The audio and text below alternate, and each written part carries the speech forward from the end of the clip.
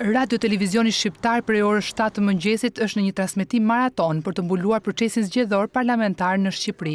Për të siguruar një pasqyrim të plotë të procesit zgjedhor dhe për t'i ofruar publikut çdo detaj nga qendrat e votimit, RTS angazhoi mbi 200 gazetarë dhe operatorë. Në kohë reale, të gjithë gazetarët raportojnë në lidhje të drejtpërdrejta mbi ecurinë e votimit dhe atë të numërimit.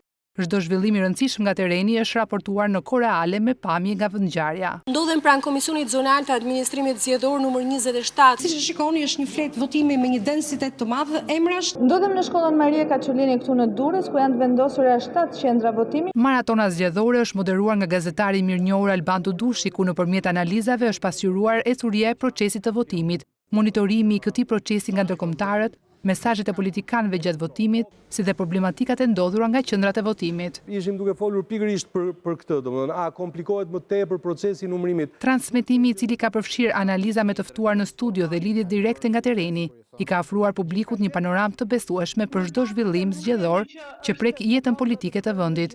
Por një kontribut i rëndësishëm i kësaj maratone është ai i shumë punojësve të teknikës, të cilët kanë bërë të mundur realizimin e lidhjeve direkte, përpunimin e shumë materialeve nga tereni dhe përcjelljen e tyre në kohë reale të gjithë ngjarjeve në ekran.